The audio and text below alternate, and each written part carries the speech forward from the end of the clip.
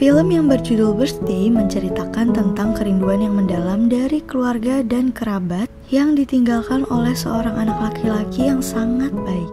Ia bernama Suho. Suho telah meninggal dalam suatu kejadian. Kerinduan keluarganya semakin kuat ketika hari ulang tahun Suho mendekat. Keluarga dan teman-temannya berencana untuk mengumpulkan dan menyajikan kenangan khusus mereka tentang Suho sebagai hadiah. Gak usah banyak basa-basi lagi, langsung kita masuk aja ke dalam alur cerita filmnya. Film dimulai saat ayahnya Suho lagi di pesawat.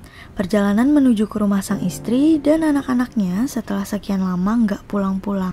Jadi Suho ini masih punya ayah dan ibu, tapi hubungannya lagi gak baik. Suho juga mempunyai adik perempuan yang bernama Yeso. Akhirnya sampailah ayahnya di rumah itu. Pas sampai di sana, ternyata istrinya nggak mau bukain pintu. Dia pura-pura nggak dengar, padahal dia tuh tahu kalau yang ngetuk pintu itu adalah suaminya. Padahal suaminya udah bawa oleh-oleh buat mereka. Nah, karena nggak dibukain pintu, akhirnya sang ayah pergi dari sana dan telepon saudaranya. Ayahnya nanya apakah alamat yang diberikan itu benar, karena nggak ada orang di sana. Padahal alamat yang diberikan itu benar. Akhirnya ayahnya pergi ke rumah saudaranya itu. Ayahnya memutuskan untuk menginap di sana. Gak lupa dia juga bawain oleh-oleh untuk mereka. Ternyata merekalah yang udah ngasih alamat istrinya. Keesokan harinya tantenya itu ngajak ayahnya Suho ke sekolahnya Yeso. Setelah ketemu sama Yeso, tante itu memberikan pengertian dan ngasih tahu pelan-pelan bahwa laki-laki itu yang datang adalah ayahnya. Terus mereka pergi ke toko mainan. Di sana Yeso masih belum mau ngomong sama ayahnya. Setelah habis beli barang yang ada di sana, Yeso langsung pulang ke rumahnya. Tapi ayahnya nggak mau masuk. Jadi tantenya aja yang masuk karena ternyata ayahnya mau ke toko tempat istrinya bekerja. Di sana istrinya tetap nolak untuk ketemu. Ia kelihatan sangat kecewa dan marah sama suaminya karena udah lama nggak pulang-pulang. Keesokan harinya, ayahnya jemput Yesol di sekolah sambil bawa oleh-oleh yang dia bawa waktu itu. Dan Yesol pun mau menerimanya. Habis itu mereka pulang, pas mau buka pintu, ada tetangganya yang mau main keluar. Terus Yesol langsung mau ikut pergi main sama tetangganya itu. Dan kode kunci rumah itu udah keburu dilihat sama ayahnya. Akhirnya sang ayah masuk diam-diam, dan Yesol main sama tetangganya. Pas masuk ke rumah itu, ayahnya langsung lihat perlahan seisi rumah itu dan masuk ke satu kamar yang kamarnya itu masih rapih banget. Ternyata itu adalah kamar dari anak laki-lakinya yang sudah meninggal, yaitu Suho. Dia langsung sedih karena barang-barangnya tertata rapih, bersih, dan masih lengkap. Karena dia nggak kuat menahan kesedihan, akhirnya dia keluar dari kamar itu. Terus nggak lama kemudian Yesul datang dan dia menemani ayahnya di rumah itu untuk benerin lampu kamar mandi yang udah rusak. Sebenarnya ada lampu lain yang rusak, tapi pas mau dibenerin, ibunya keburu datang. Dan ada tetangganya juga yang datang ke sana. Yesol biasa memanggil tetangganya itu dengan sebutan Bibi. Bibinya inisiatif buat ngajak Yesol keluar sebentar dari rumahnya. Karena bibinya tahu bahwa ayah dan ibunya Yesol butuh waktu untuk berdua. Akhirnya Yesol pergi sama bibinya, sedangkan ayah dan ibunya ngobrol mengenai perceraian mereka. Istrinya minta cerai tapi suaminya nggak mau bahas hal itu. Akhirnya suaminya langsung pergi dari rumah itu. Keesokan harinya ada dua orang yang datang ke rumah ibunya Suho. Tapi kebetulan ibunya nggak ada, yang ada di sana hanya Yesol dan ayahnya aja. Ternyata mereka datang untuk melakukan pesta ulang tahunnya Suho. Setelah dijelaskan maksud dan tujuan mereka ke sana, akhirnya ayahnya menceritakan masa kecilnya Suho sampai ia dewasa. Dan ayahnya memberitahu tentang foto serta dokumen lain tentang Suho ke orang itu. Di sisi lain, padahal istrinya itu gak mau menerima dua orang itu karena dia gak mau ulang tahunnya Suho dirayain. Mungkin karena dia masih sangat berduka atas kepergian anaknya itu. Adiknya juga mempunyai trauma yang mendalam atas kepergian kakaknya. Ibunya ini sering melihat kenangan tentang Suho, mau itu video, foto, bahkan personal chatnya pun juga selalu dibaca-bacain. Keesokan harinya, istrinya tiba-tiba ngajak ketemu suaminya dan mau diajak ke suatu tempat. Di perjalanan, suaminya itu nyuruh istrinya untuk beli mobil baru. Jadi suaminya mau beliin mobil baru karena mobil itu kelihatan udah gak enak dipakai. Tapi istrinya malah marah dan gak mau ganti karena mungkin mobil itu banyak kenangan bersama Suho. Tibalah mereka di suatu tempat. Ternyata itu adalah makamnya Suho. Di situ ayahnya hanya terdiam dan gak bisa berkata apa-apa lagi. Dan mereka pergi dari sana. Pas ibunya sampai di rumah, ternyata dia bawa barang belanjaan.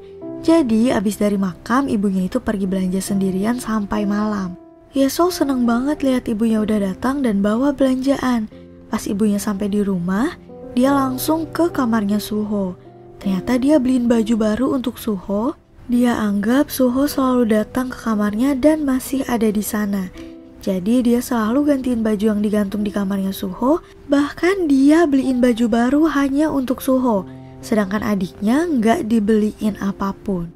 Pas Yesol lihat belanjaan ibunya udah kosong dan cuma ada baju baru untuk Suho, terlihat jelas kesedihan di wajah Yesol. Tapi ibunya tetap nggak peduli. Terus ibunya masak ikan untuk Yesol, tapi dia nggak mau makan ikan itu. Dia nggak mood makan karena masih sedih atas kejadian tadi. Ibunya hanya ingat sama Suho. Terus di situ ibunya langsung marah besar. Dia langsung seret Yesol keluar dari rumah itu sambil membandingkan Yesol dengan Suho. Ibunya bilang, kakakmu aja nggak pernah milih-milih makanan. Bisa-bisanya kamu milih-milih makanan. Terus Yesol langsung nangis di depan pintu. Tapi nggak lama kemudian ibunya langsung keluar dan memeluk Yesol. Dan mereka pun tidur berdua di ruang tamu. Loh, kok di ruang tamu? Ternyata ibunya itu punya alasan kenapa mereka tidurnya di ruang tamu. Jadi di rumah itu setiap ada orang yang mau keluar atau masuk lewat pintu itu, pasti lampu sensornya akan nyala. Nah, di malam itu, tiba-tiba lampu itu nyala seolah-olah ada yang datang. Ibunya selalu beranggapan yang datang itu adalah Suho. Mungkin itulah alasan ibunya kenapa dia tidur di ruang tamu. Keesokan harinya, Yesol dan ayahnya makan di restoran. Ternyata kasir di sana adalah teman baiknya Suho. Mereka dekat sejak kecil dan satu sekolah dari SD sampai SMP. Pas Yesol dan ayahnya sampai di rumah, Yesol dapat telepon dari ibunya untuk ngejelasin kalau dia pulang agak telat hari itu. Akhirnya Yesol minta ke ayahnya untuk nemenin dia di rumah. Yesol juga mau masakin makanan untuk ayahnya itu. Wah, kecil-kecil ternyata Yesol hebat juga ya. Ayahnya juga di sana bantu-bantu untuk membenarkan lampu. Mereka juga bermain bersama dan ayahnya nemenin Yesol sampai tertidur. Pas Yesol udah tidur, ayahnya masuk ke kamarnya Suho. Di sana ayahnya lihat satu persatu barang milik Suho yang masih lengkap dan tertata rapi. Di lemari itu ayahnya ngelihat ada buku paspor yang masih kosong. Gak lama kemudian ibunya datang, ayahnya nanya tentang paspor itu. Di situ ibunya ngejelasin saat ibunya pengen ngunjungin ayahnya, tapi ibunya takut. Jadi Suho bikin paspor itu biar bisa nemenin ibunya. Setelah ada paspor, Suho setiap malam belajar bahasa Inggris. Terus di situ ayahnya bilang, seharusnya kalian datang aja bersama-sama. Di situ juga suaminya minta maaf dengan tulus. Tapi istrinya tetap kesal karena anak laki-lakinya udah nggak ada. Dan anak perempuan satu-satunya hidupnya penuh dengan rasa trauma. Keesokan harinya, ayahnya mendapatkan telepon dari suatu perusahaan tempat ayahnya naruh lamaran pekerjaan. Karena dia nggak punya baju yang rapi, akhirnya dia memberanikan diri untuk masuk ke rumah istrinya dan ngambil setelan jas serta sepatu untuk dipakai interview. Sedangkan ibunya mengunjungi sebuah restoran untuk bertemu dengan orang tua para korban untuk mengambil foto kenang-kenangan teman sekelasnya Suho. Saat ayahnya interview, dia ternyata selama ini 5 tahun bekerja di Vietnam dan fasih berbahasa Inggris. Di resume itu terlihat ada keterangan 3 tahun dia nggak kerja. Ternyata selama 3 tahun itu ayahnya berada di penjara. Dia ada masalah di pekerjaannya, tapi masalah itu udah diselesaikan secara hukum dan dia dinyatakan tidak bersalah dan dibebaskan. Akhirnya wawancara itu pun selesai. Sepulangnya dari sana, tiba-tiba ayahnya ke bandara. Dikirain ayahnya mau pergi kemana gitu. Ternyata ayahnya mendatangi seorang petugas untuk meminta stempel masuk ke suatu negara, padahal nggak ada yang mau pergi ke negara itu. Tapi petugas kan nggak bisa asal ngasih stempel dan ada aturannya. Di sana terjadi perdebatan, yang akhirnya petugas itu luluh karena ayahnya menceritakan kejadian yang sebenarnya. Dia bilang bahwa anaknya sudah meninggal dan hanya minta stempel di paspornya aja. Setelah stempel itu didapatkan, akhirnya ayahnya pulang ke rumah istrinya. Dia juga membawa paspor yang udah dicap. Terus tiba-tiba ayahnya ngeliat ada foto teman-teman sekelasnya Suho yang diambil ibunya tadi. Ibunya nyeritain tentang orang tua korban yang nerima uang kompensasi. Istrinya itu menyangka bahwa kedatangan suaminya itu karena suaminya mau ambil uang kompensasinya.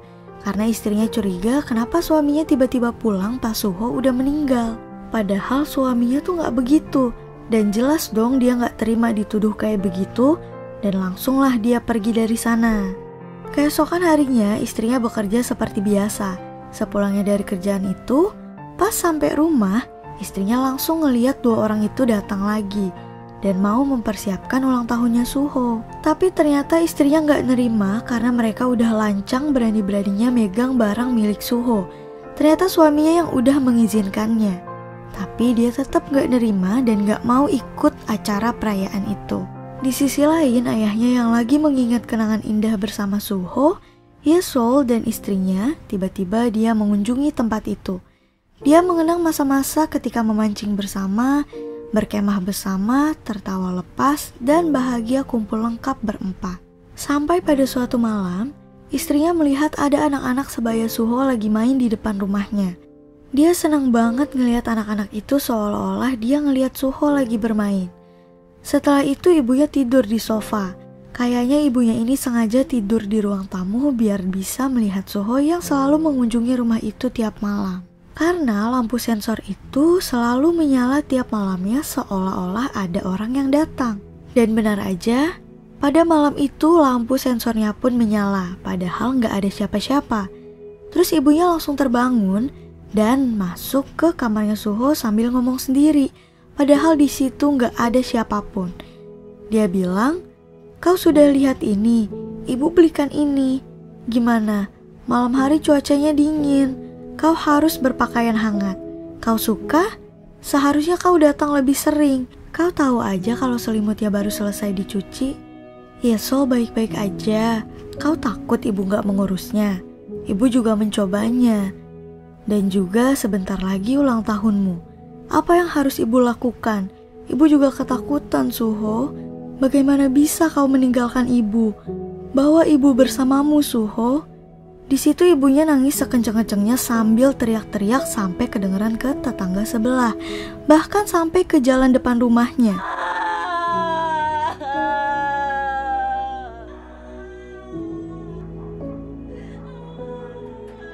Pas suaminya lewat situ, dia langsung nyamperin istrinya. Ternyata tetangganya juga ikut nyamperin ke rumahnya. Dia nyuruh ayahnya Suho untuk ambil obat istrinya di laci. Ternyata selama kepergian Suho itu ibunya tuh sakit. Akhirnya semenjak itu suaminya lah yang mengerjakan pekerjaan rumah tangga.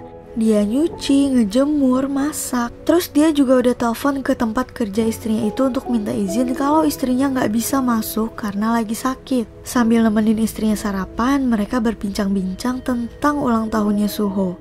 Di situ suaminya ngerayu istrinya untuk ikut hadir di acara itu. Dan akhirnya istrinya mau ikut ke acara itu. Tibalah hari ulang tahunnya Suho. Di sana udah kumpul teman-teman sekolahnya, ada juga orang tua murid, dan ternyata orang tuanya Suho beserta adiknya benar datang ke sana. Acara ulang tahun itu memang sengaja dibuat oleh orang-orang terdekatnya Suho. Di sana banyak foto-foto serta tulisan yang isinya kenangan dari teman-temannya. Akhirnya di sana ada video yang menayangkan tentang Suho. Mulai dari Suho lahir sampai Suho dewasa. Semua terlihat sedih serta terharu melihat video itu. Suho adalah anak yang dicintai banyak orang. Kenangan yang dituliskan oleh teman-temannya Suho juga dibacakan di sana. Ada salah satu teman dekatnya Suho, dia juga minta maaf sama ibunya Suho karena gak pernah datang berkunjung dan gak pernah melakukan apapun untuk keluarganya Suho. Saat dia melihat ibunya Suho di jalan, dia selalu sengaja menghindar dari ibunya Suho. Padahal dia juga gak tahu kenapa dia gak bisa ketemu sama ibunya Suho. Makanya dia minta maaf. Di situ juga ada ibu dari temannya Suho. Dia cerita bahwa Suho memberikan pelampungnya ke temannya yang lain dan melompat lagi ke dalam air. Ternyata perempuan itu adalah Yun Bin. Suho membantu mengangkatnya dari bawah. Suho lah yang menolongnya. Suho melemparkan tali ke Yunbin. Saat Yunbin udah naik, dia pikir Suho tuh ada di belakang yang ngikutin dia. Tapi ternyata pas dia naik di atas, gak ada siapapun di belakangnya. Dan gelombang besar menghantam mereka semua. Terus juga di situ ibunya cerita bahwa pagi harinya Suho menelpon ibunya terus. Tapi ibunya gak ngangkat-ngangkat. Jadi ibunya ngerasa nyesel sampai sekarang. Ada suatu puisi yang isinya tentang Suho, yang disampaikan oleh seorang penyair yang pernah bertemu dengan Suho.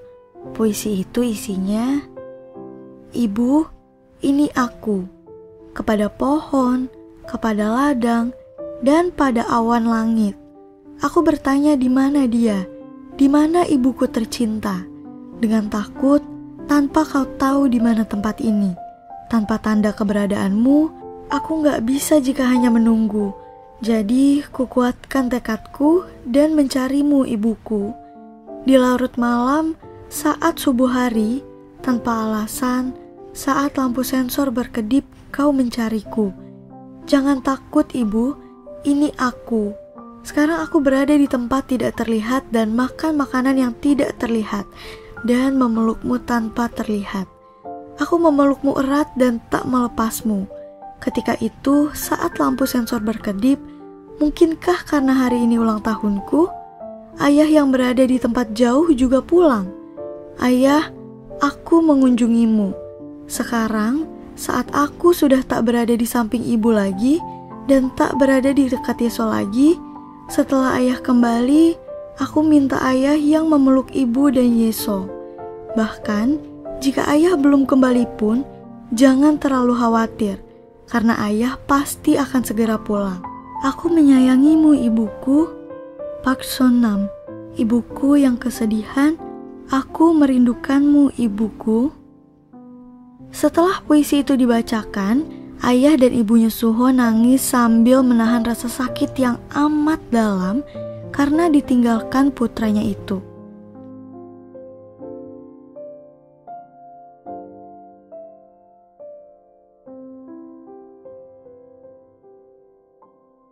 Keesokan harinya, akhirnya sang ayah mulai tinggal bersama lagi dengan ibunya dan Yeso.